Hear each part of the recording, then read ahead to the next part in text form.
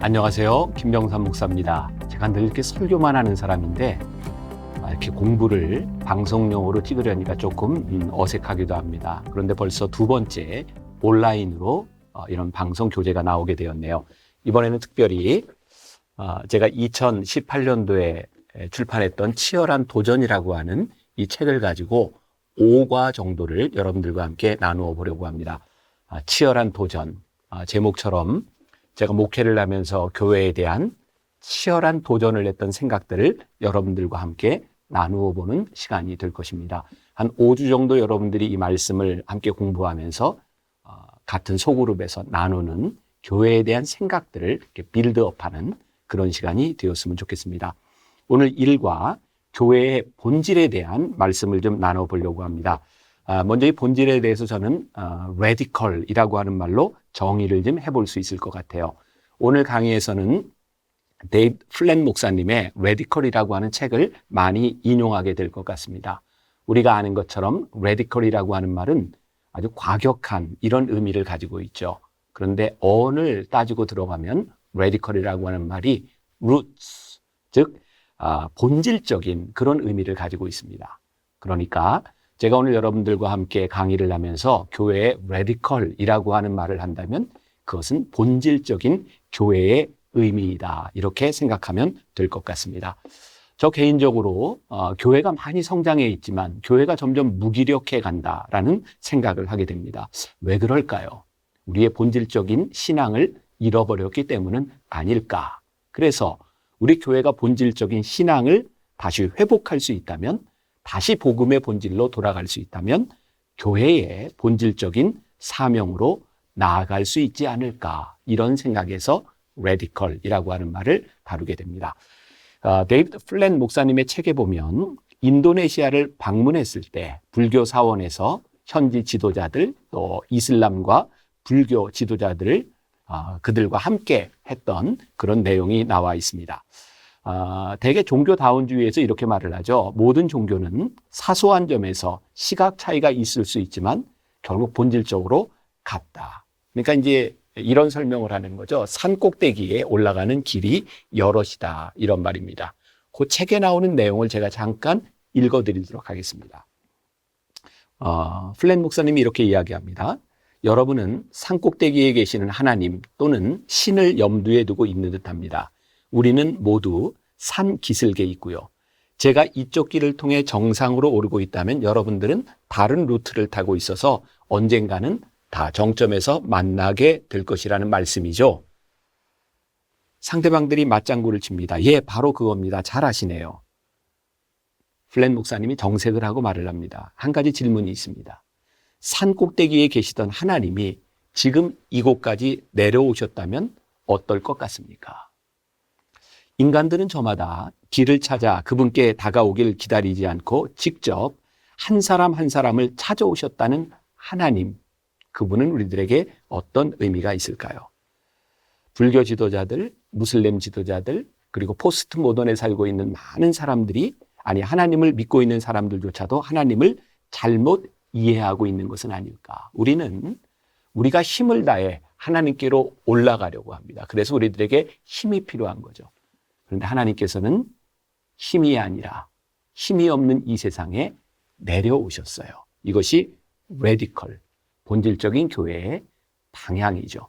그래서 이제 우리들이 radical이라고 하는 말을 교회에서 쓸 때는 힘 있는 교회가 되기 위해 애쓰는 것이 아니라 우리가 어떻게 힘없는 교회가 될 수 있을까? 저는 이게 radical이라고 생각을 하거든요. 마가복음 10장에 보면 예수님께서 제자들에게 하신 말씀이 있습니다. 예수님께서는 십자가를 지시겠다고 예루살렘으로 향해 가시겠다고 결심을 하시고 올라가시는데 예수님의 제자 중에 세베대의 아이들이었던 야고보와 요한이 예수님께 와서 이렇게 묻죠. 예수님, 영광 중에 한 사람은 좌편에 한 사람은 우편에 앉게 해 주십시오. 그때 10장 43절 이하에서 예수님이 이렇게 말씀하세요. 너희 중에 누구든지 크고자 하는 자는 너희를 섬기는 자가 되고 너희 중에 누구든지 으뜸이 되고자 하는 자는 모든 사람의 종이 되어야 하리라. 인자가 온 것은 섬김을 받으려 함이 아니라 도리어 섬기려 하고 자기 목숨을 많은 사람의 대속물로 주려 함이니라. radical이라고 한 말과 더불어서 저는 radical change라고 하는 말을 덧붙이고 싶습니다. 예수님의 제자들조차도 예수님의 십자가 앞에서 예수님을 오해하고 있었어요. 예수님의 영광 중에 그들이 힘을 가지면 하나님 나라를 만들 수 있을 것이다. 예수님이 이렇게 말씀하셨죠. 너희들은 너희가 무슨 말을 하는지 알지 못한다. 그리고 예수님은 십자가의 길을 보여주셨어요. 자, 이런 신앙의 본질적인 모습이 실제적으로 드러난 것은 사도행전부터입니다. 예수님께서 부활하시고 승천하시면서 제자들에게 너희들이 성령을 기다리라 말씀하셨고, 정말 무기력했던 제자들이 마가의 다락방에서 성령을 경험하게 되죠. 그리고 성령을 체험한 제자들이 처음으로 기적을 행했던 것이 베드로와 요한이 성전 미문 앞에 앉아있던 안진뱅이를 일으킨 사건이었어요. 기회가 된다면 여러분들이 유심히 이 부분을 보세요. 우리가 이렇게 유추할 수 있어요. 아, 베드로와 요한은 그들이 정해진 시간에 성전에 들어갈 때마다 안진뱅이를 보았고, 그들에게 돈이 있으면 도와주고 돈이 없으면 그냥 지나쳤던 것 같아요. 근데 성령을 체험하고 나서 그들이 그 길을 지나갈 때 그 안진뱅이를 주목해 보았다고 되어 있거든요. 그리고 중요한 것은 그들에게 돈이 없었는데 그냥 지나치지 않았다는 거예요. 이렇게 말하죠. 나에게 은과 금은 없으나 내게 있는 것으로 내게 주노니 나사렛 예수의 이름으로 일어나 걸으라. 이게 어떤 의미였을까요? 그들이 본질적인 신앙을 갖기 전에, 성령을 체험하기 전에는 그들에게 있어서 하나님의 일이라고 하는 것은 그들이 가지고 있는 자원에 대한 문제였어요. 돈이 있으면 하고 돈이 없으면 못하는. 그런데 주님을 인격적으로 성령을 경험하고 났더니 은과 금에 대한 문제가 아니라 내 속에 예수 그리스도의 이름으로 능력이 나타났다. 그러니까 저는 교회를 이렇게 생각하는 거예요. 우리는 교회에서 많은 자원, 돈 혹은 사람이 있어야 일을 한다고 생각하지만 본질적인 교회, 주님이 교회를 세우셨을 때에는 교회의 능력, 교회의 소유에 있는 문제가 아니라는 것이죠. 우리 교회 안에 얼마나 예수의 이름이 살아있고 예수의 이름의 권세를 우리들이 얼마나 의지하고 예수의 이름으로 일하는가 일하지 않는가, 이것이 교회를 바라보는 본질적인 모습이 되어야 된다는 거예요. 그러니까 radical change, 지금 교회가 가지고 있는 힘의 근본이 무엇인지를 바라보라. 자, 이제 제가 이런 부제를 가지고 하나 이야기를 할 수 있을 것 같아요. 박제된 그리스도인에서 벗어나라. 물론 이 부분도 제가 플랫 목사님의 책에서 인용한 부분이기도 합니다. 이 목사님의 일화를 하나 이야기하죠. 어느 교회에 주일 설교를 부탁받고 목사님이 가게 되었습니다. 담임 목사님이 환영 인사도 하고, 근데 그러는 중에 목사님의 마음을 굉장히 불편했던 일이 있었던 거죠. 사람들에게 이렇게 말한 거예요. 여러분들이 미국에 살고 있는 것이 얼마나 행복한 일인지 아십니까? 사람들이 아멘 하는 거예요. 그때부터 목사님이 조금 불편해지기 시작했대요. 말씀을 전하고 나서 또 담임 목사님이 이제 정리하기 위해서 나온 거죠.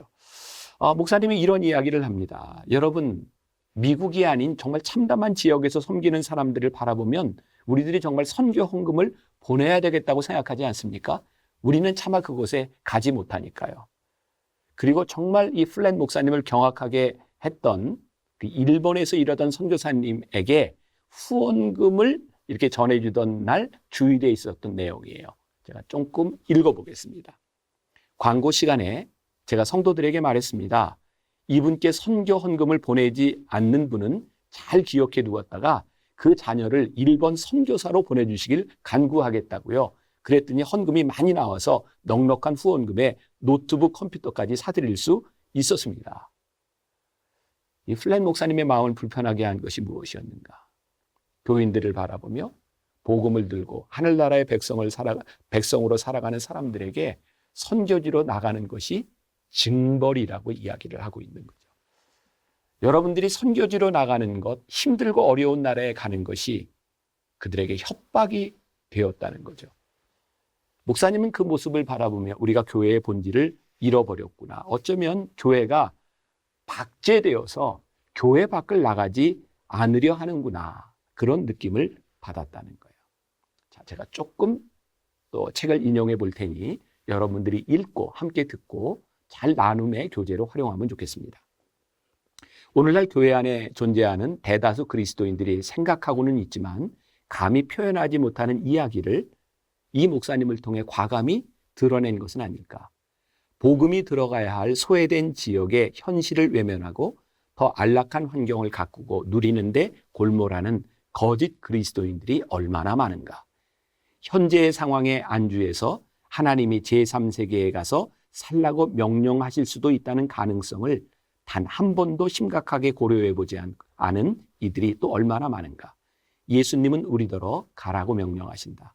창조주는 땅끝까지 복음을 전하게 하시려고 한 사람 한 사람을 지으셨다.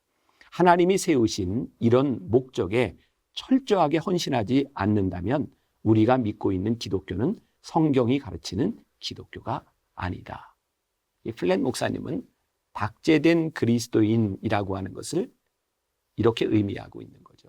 영적인 안전 금고, 즉 예배당 건물 안에 머물러 있으면서 윤리적 가르침에 머물러 있는 교인들, 움직이지 않는 교인들. 그래서 큰 건물을 짓고 그곳에서 2-3시간 예배를 드리면 그것이 성공했다고 이야기하는, 그래서 예배 시간에 사람이 많이 모이는 곳에 교회의 본질성을 두고 있는 것, 그것을 박제된 그리스도인이라고 말하고 있는 거예요. 제가 이 치열한 도전 책을 쓰면서 저에게도 도전이 되었고 저 역시 그런 목회를 했던 사람이니까 이제 우리가 본질적인 레디컬한 신앙으로 돌아간다고 하는 것은 우리들이 예수의 이름으로 얼마나 많은 사람들이 이 교회 건물 밖을 나갈 수 있는가, 그런 도전을 우리들에게 주고 있는 것은 아닌가. 그래서 우리들이 생각해야 될 것이 있어요. 박제된 그리스도인에서 벗어나기 위한 레디컬한 체인지, 그것은 무엇인가? 첫 번째, 우리의 가치 기준이 바뀌어야 되겠다. 여러분 한번 서로 나누어 보세요. 우리들이 믿음이 있다고 하면서도 바뀌지 않은 가치관, 아니 우리가 믿음이 있다고 하면서도 세상 사람들과 동일한 가치관, 그것은 무엇인가? 다시 말을 하면 신앙이 우리 가운데 들어왔을 때 우리 가운데 바뀌어야 되는 가치관은 무엇인가? 여기에 본질적인 레디컬한 교회의 모습이 있는 거죠. 또 두 번째, 목회자로서 우리는 듣기 좋은 설교보다 바른 설교를 해야 되지 않을까. 아마 설교하는 저도 듣는 신앙인들도 우리들이 듣고 싶은 이야기를 참 원했던 것 같아요. 야, 우리가 은혜 받았다라고 하는 말이 내 마음에 쏙 든다, 이런 말은 아니었을까요? 그러니까 필연적으로 듣기 좋은 것이 아니라 올바른이라고 하는 것은 우리를 불편하게 할 수도 있고, 올바른 말씀이 우리들에게 전해질 때 우리는 신앙의 특권을 내려놓아야 할 때도 있는 거예요. 그러니까 신앙의 본질적인 부분 중에 하나는 우리들이 신앙에 따라오는 특권만을 가지는 사람들이 아니라 그것에 대한 대가, 헌신, 우리들의 부르심을 생각해야 하는 것은 아닐까. 세 번째, 본질적이지 않은 제도에 얽매이지 않았으면 좋겠다. 저는 감리교회에 소속된 목사고 또 중앙연회, 분당, 지방. 근데 저뿐만 아니라 모든 교회들이 소속이 있어요. 교단이 있어요. 언제부터인가 우리들은 예수님의 말씀을 전하는 것보다 우리들이 속한 제도에 더 목숨을 거는 것 같아요. 아주 레디컬한 체인지죠. 본질적이지 않은 것이 우리를 얽매이고 있다면 아마 그것을 내려놓는 데서부터 본질적인 교회의 모습이 시작되는 것은 아닐까. 그러니 이런 일들을 하기 위해서 우리들에게 필연적으로 또 따라오는 게 있다면 우리들에게 거룩한 손해가 있어야 된다는 거예요. 하늘 나그네의 사계라는 책에서 류호진 교수가 그리스도의 모습을 이렇게 표현하고 있어요. 아주 좋은 말입니다. 듣고 한번 나눠보세요.